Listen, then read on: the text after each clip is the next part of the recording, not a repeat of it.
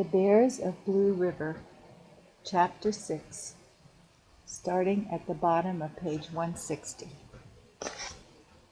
At last the ramrod is in, and the first patch goes home hard and fast upon the powder. On comes the bear, paw over paw, foot over foot, taking its time with painful deliberation and bear-like carefully choosing its way, for it thinks full sure the boy cannot escape. Hurriedly, Balser searches into his pouch for a bullet. He finds one and puts it to the muzzle of his gun. Worse luck! The bullet will not go in. It is too large. Balser feels with his finger a little ridge extending around the bullet left there because he had not held the bullet molds tightly together when he had cast the bullet. The boy impatiently throws the worthless bullet at the bear and puts his hand into the pouch for another. This time the bullet goes in, and the ramrod drives it home. Still there is the last patch to drive down, the one which holds the bullet, and still the bear climbs toward its intended victim. Its growls seem to shake the tree, and its eyes look like burning embers. The patches and the bullets Balser kept in the same pouch, so when the bullet has been driven home, the boy's hand again goes into the pouch for the last patch. He can find nothing but bullets. Down goes his hand to each corner in the pouch in search of a patch, but alas, the patch, like a false friend, is wanting when most needed. On comes the bear. Not a moment is to be lost. A patch must be found, so the boy snatches off his cap of squirrel skin and with his teeth bites out a piece of the skin which will answer his purpose. Then he dashes the mutilated cap in the bear's face, only a foot or two below him. Quickly is the squirrel skin patch driven home, but none too quickly, for the bear is at Balser's feet, reaching for him with his great rough horny paw as a cat reaches for a mouse. Balser quickly lifts himself to the limb above him and hurriedly, turning the muzzle of his gun right into the great red mouth, pulls the trigger. Bang! And the bear falls to the ground, where it lies apparently dead. It was only apparently dead, though, as you will presently see. Balser breathed a sigh of relief as the bear fell backward, for he was sure that he had killed it. No bear thought he could survive a bullet driven by the heavy charge of a powder behind the one which had sped so truly into the bear's mouth. Again Balser failed to make haste slowly. He should have remained in his secure position until he was sure that the bear was really dead. For a badly wounded bear, although at the point of death, is more dangerous than one without a scar. Without looking at the bear, Balser called Jim to come to him and began climbing down the tree with his carbine slung over his shoulder and his back to the bear. All this happened in a very short space of time. In fact, the time during which Balser was loading his gun and while the bear was climbing the tree was the same time in which the dogs were freeing themselves from the wagon. And Balser's second shot was heard by Jim just as the dogs went bounding off to Balser's relief. When the boy jumped to the ground, lo! The bear was alive again, was on its feet, more ferocious than ever and more eager for fight. Like our American soldiers, the bear did not know when it was whipped.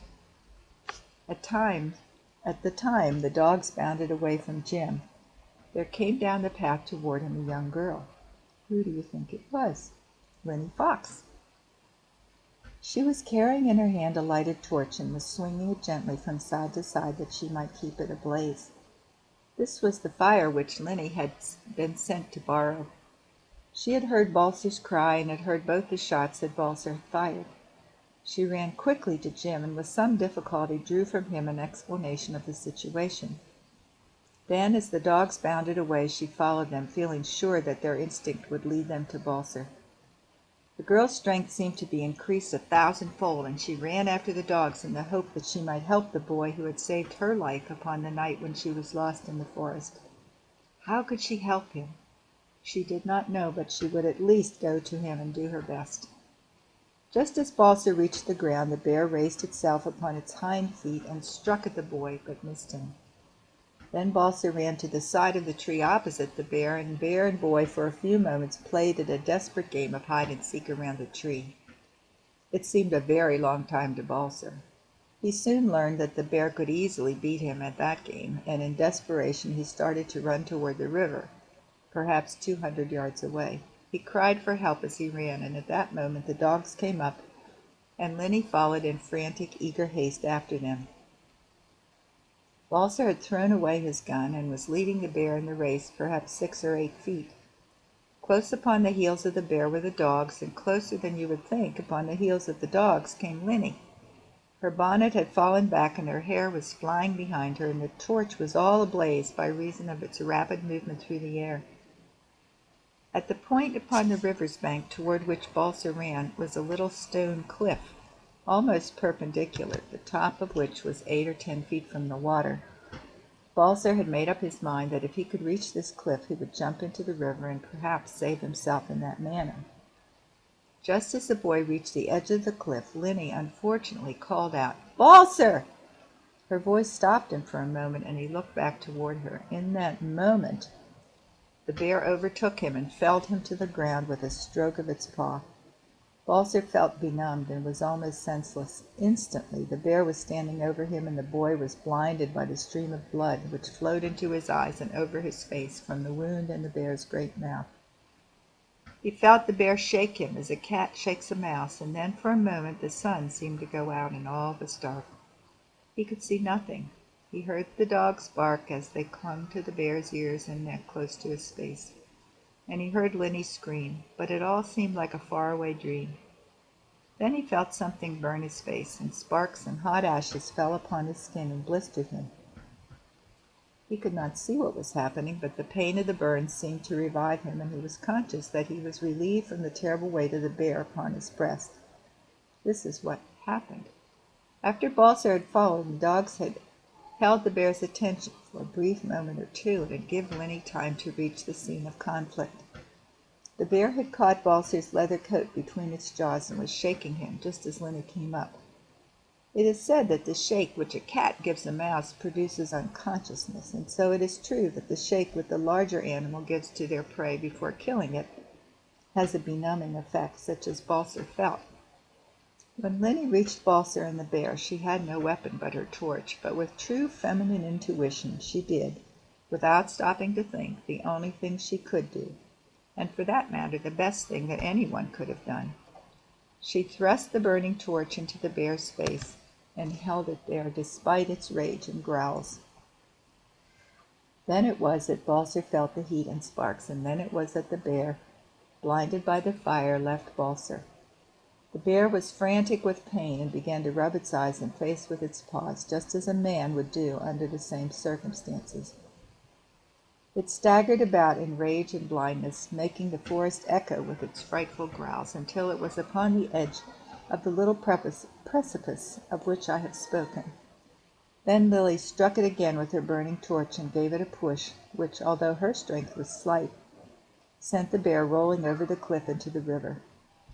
After that she ran back to Balser, who was still lying upon the ground covered with blood. She thought he was terribly wounded, so she tore off her muslin petticoat and wiped the blood from Balser's face and hands. Her joy was great when she learned that it was the bear's blood and not Balser's that she saw. The boy soon rose to his feet, dazed and half-blinded.